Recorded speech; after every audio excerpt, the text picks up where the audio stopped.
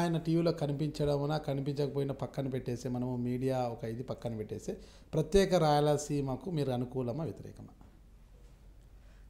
ప్రత్యేక రాయలసీమ కావాలని కొత్త ఒక్కరు కోరుకుంటున్నాం.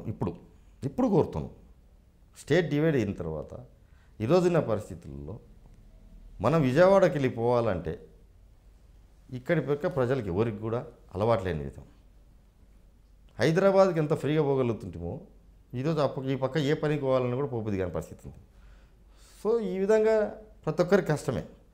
పిల్లలు ఏ సర్టిఫికేట్లకు పోవాలన్నా, ఏ ఇంటర్వ్యూకి పోవాలన్నా అమరావతికి పోవాలా, ఏ సర్టిఫికేట్ తెచ్చుకోవాలన్నా అమరావతికి పోవాలా, ఏ విధమైన సీఎం రిలీఫ్ ఫండ్ కావాలన్నా అమరావతికి పోవాలా, ఏ మంత్రితో కలిసాలన్నా అమరావతికి పోవాలా. ఇక్కడి ప్రజలకు అది సరిపోదు.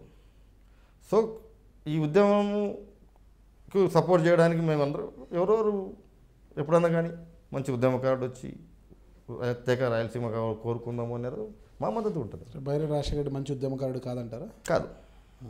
ఎందువల్ల కాదంటారా? ఇప్పుడు ఒక ఉద్యమం చేసేటప్పుడు ఇప్పుడు 2 సార్లు 3 సార్లు రాయలసీమలో తిరిగినాడు.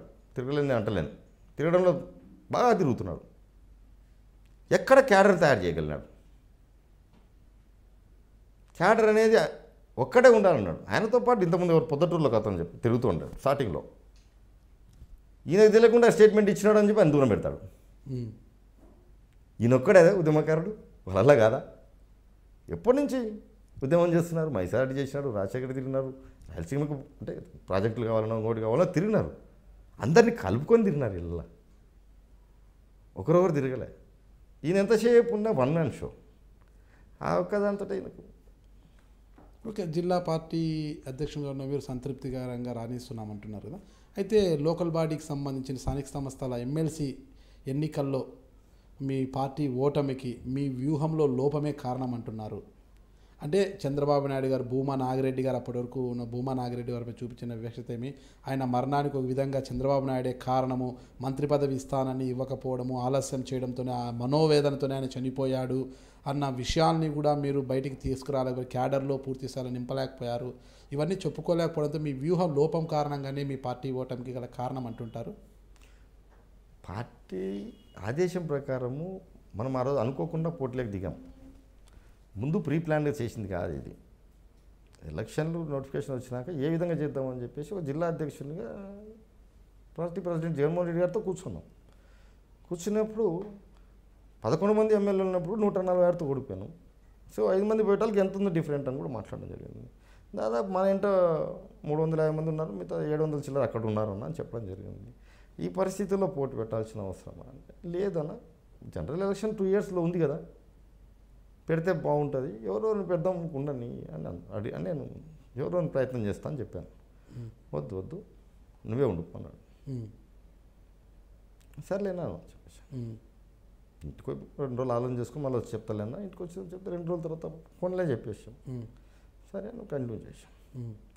భూమనాయరెడ్డి మంత్రి పదవి రాలేదు అనే మనస్తాపంతో వాస్తవం ఉన్నాడు. కానీ భూమనాయరెడ్డి గారు ఎప్పుడే కానీ ఏ పార్టీలు ఉంటే ఆ పార్టీ కోసం చాలా సిన్సియర్గా పనిచేసే మనిషి, ఎక్కడ కూడా పొరపాటు చేయడు. కానీ అక్కడ ఏం జరిగిందంటే శిల్పా చక్రపాణి కంప్లైంట్ ఇవ్వడం వల్ల భూమనాయరెడ్డిని నంద్యాల ఉన్న కౌన్సిలర్ను విజయవాడ పిలిపేయడం జరిగింది. భూమనాయరెడ్డి గారు హాస్పిటల్లో ఉన్నారు, హెల్త్ బాలేక హైదరాబాద్లో. హాస్పిటల్లో ఉన్నోని హుటాహుటిన సీఎం గారు రమ్మన్నారని పిలుచుకుపోయాను.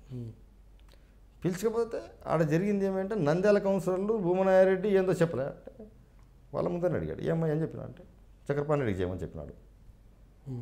మళ్ళీ ఏమైనా ఇట్లా చెప్పి అంటే వాళ్ళు కంప్లైంట్ చేస్తే నన్నేట పిలిపిస్తావా, నన్ను సీఎం గారి మీద గొడవ జరిగింది ఆ రోజు భూమనాయరెడ్డికి సీఎం గారికి అని చెప్తున్నారు వాళ్ళ వర్గం అసలే. సో ఆ ప్రెస్ స్టేషన్లో అతను నల్లినాడు.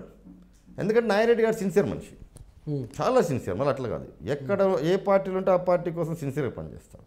మళ్ళీ ఒక్కటి కూడా రిమార్క్ ఉండదు.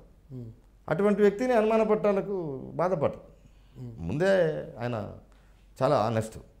ఏదైనా కానీ ఒక మాట చెప్పినా ఒక మాట మీద నిలబడతారు.